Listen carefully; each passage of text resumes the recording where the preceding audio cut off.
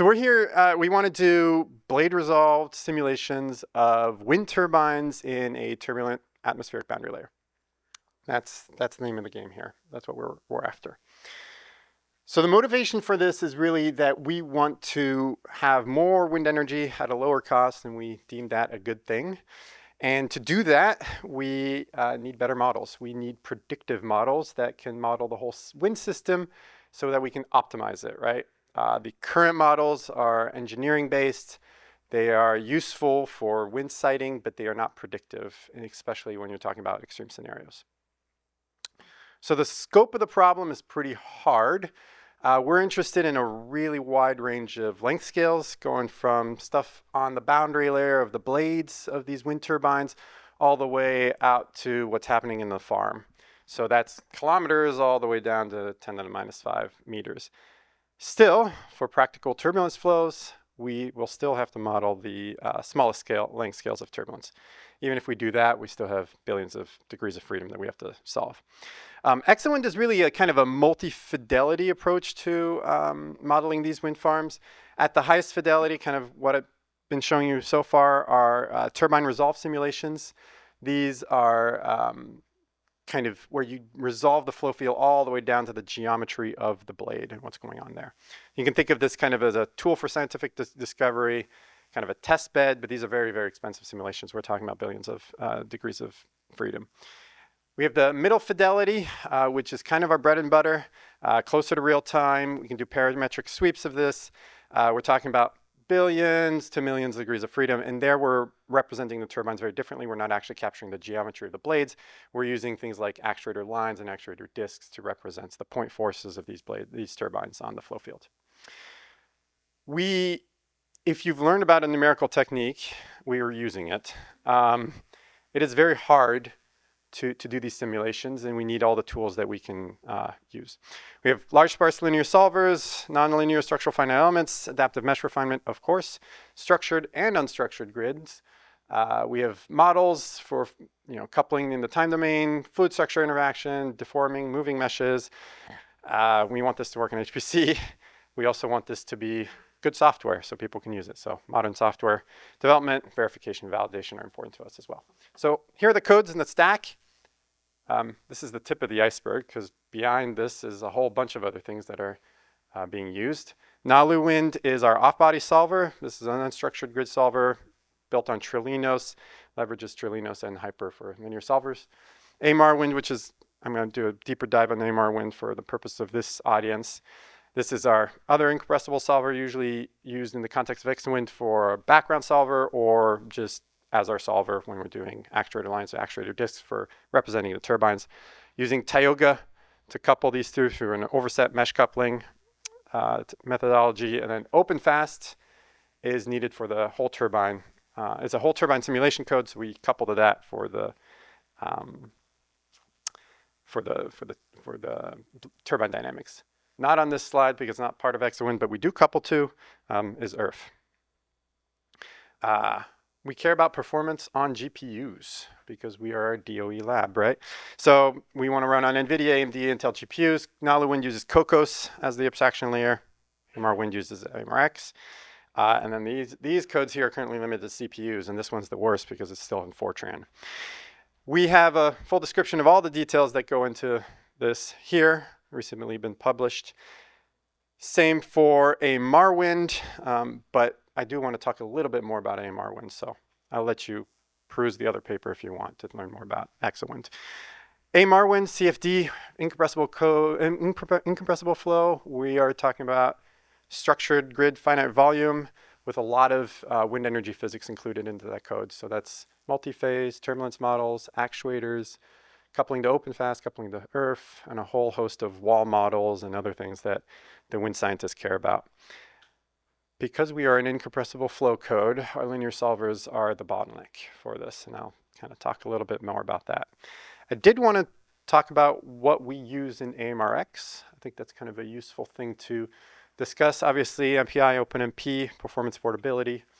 Particles, we use them in a lot of different ways. One of them is not there, which is immersed boundaries, but These are kind of the two that we mostly use them for sampling. So we have ways of sampling the flow fields with user-defined ways of positioning particles to get probes out of the flow field.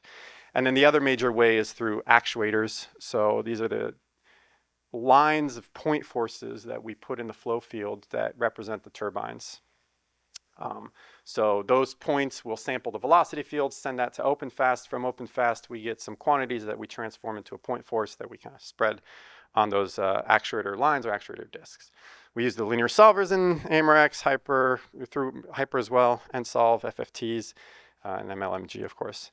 We also do quite a lot with AMReX Hydro for the advection operators, and use the profilers. And recently, and maybe I'm the only one because nobody's answering my questions on AMReX Slack, but using compression on the I/O with HDF5 and ZFP, which is actually really cool. But yeah, I know, I think so.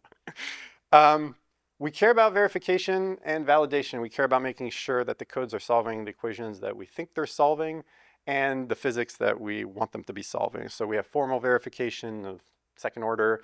Then we have validation cases of what's going on on the blades in terms of loading. We do, at the larger scale, atmospheric boundary layer simulations and check that against reference simulations.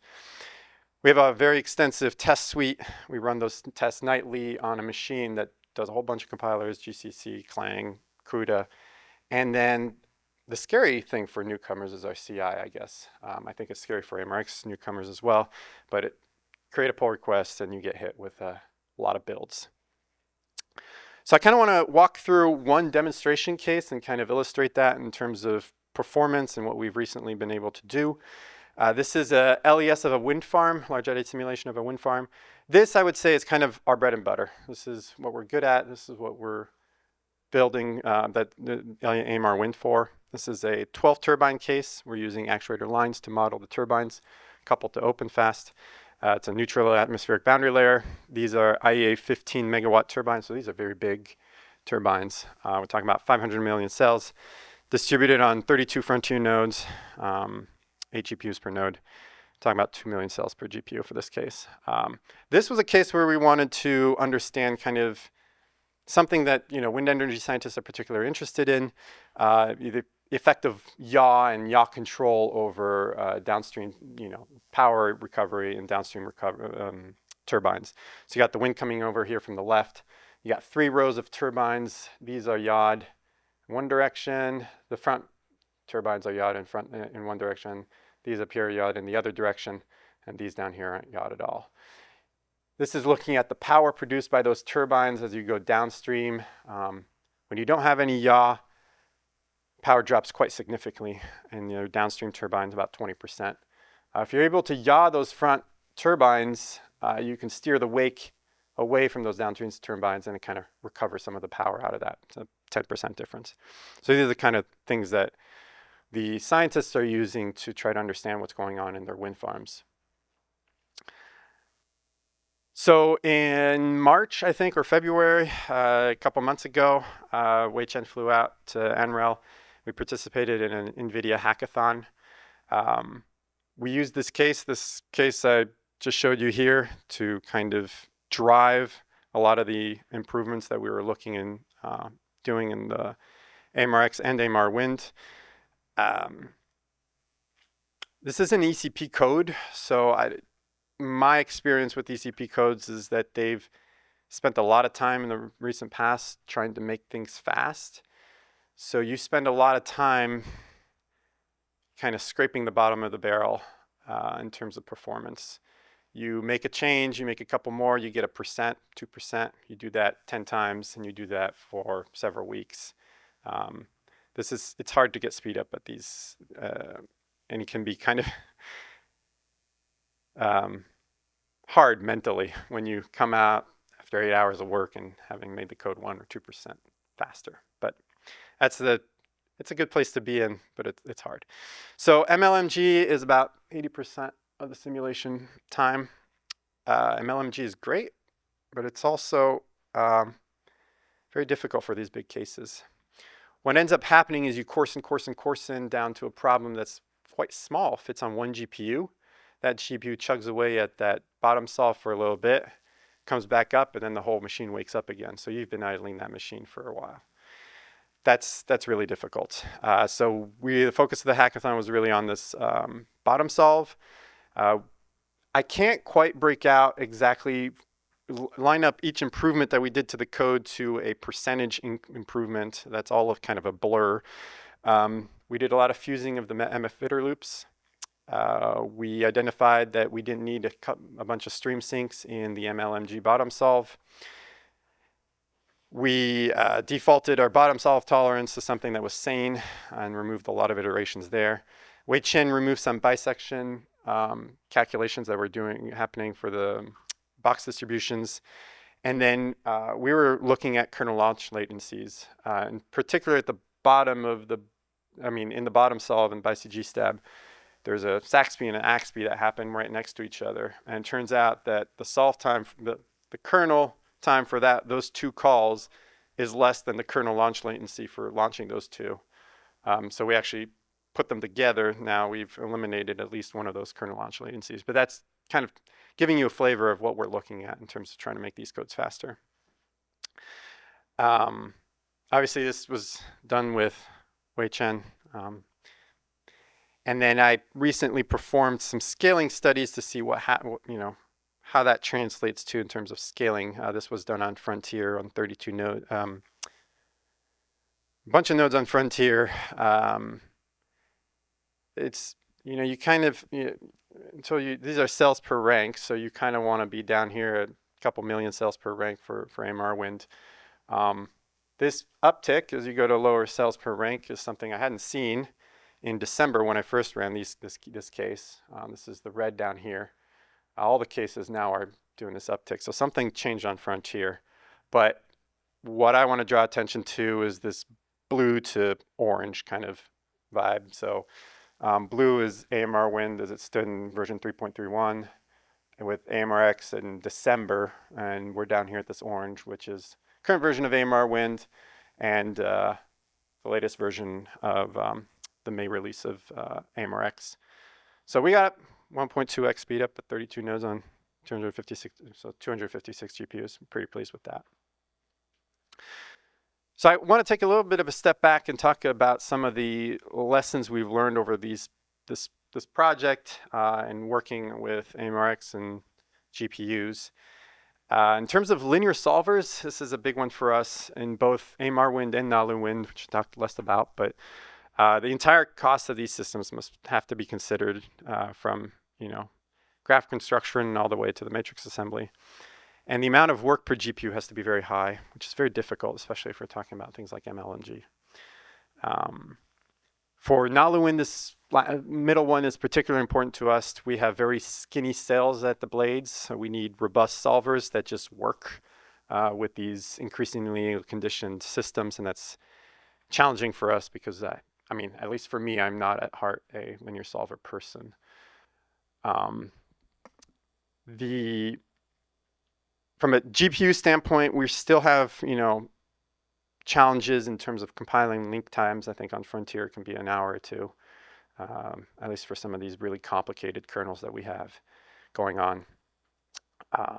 Debugging is hard on GPUs. It's primitive. It's slow, especially when you're talking about multiple GPUs and debugging at a scale where you have a billion cells and all of a sudden things don't work anymore. A note about Fortran, for those Fortran lovers out there. Our experience has been mixed, to say the least. We find that there's insufficient GPU support, and in general, if you have a mixed stack, this linking to Fortran adds a complexity to your software stack and fragility to the software stack. So for example, the last thing missing, the last piece of software that still has Fortran in there is OpenFast. When we first got access to Frontier, that cost us like several weeks of development time because they had not been building against Flang. And we need to go to the OpenFast developers to ask them to start supporting a compiler they had literally not heard of.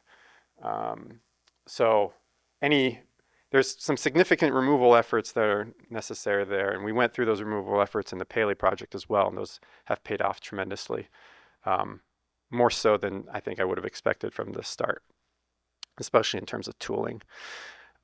Strong scaling is still hard, and you know, everything I do is trying to eke out as much performance out of the system as I can. So we're using GPU-aware MPI, which is better, but not necessarily better for scaling. And performance portability is absolutely critical.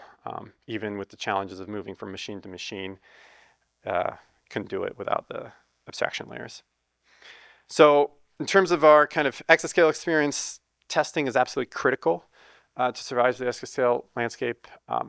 One thing that I think that's not acknowledged enough is how daunting it is for newcomers and users of codes that don't have this mindset, because they create, like I said, a pull request, and then they're hit by 15 different builds, and 10 of them are breaking on machines they don't have access to or compilers they've never heard of.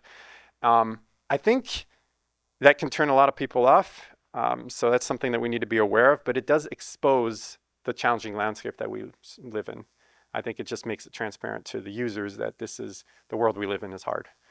I'm going to skip those in terms just to make sure we have a little time for questions. One thing I would like to see is our input file have blown up in terms of complexity. So the workflow management is kind of becoming an issue for some of the users.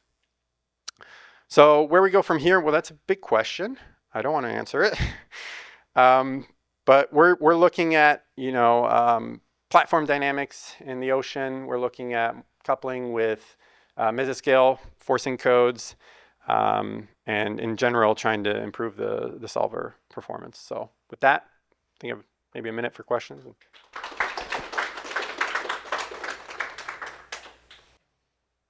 In the weeds, I saw HPC toolkit down the bottom. Yeah. How was that good for you? I haven't used Oh, that's fantastic.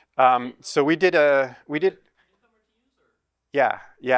So we did a hackathon, not this one, the one before that, and John and I were doing 4 turbines on Frontier, and it was the only profiler that would, because we have this mixed case, right? We have the MPI com world is divided up into Nalu-Wind, AMR-Wind with Tioga on the wall, everything. This is the only tool that was able to profile that for us and tell us what was wrong with the code. Was the information relatively easily usable?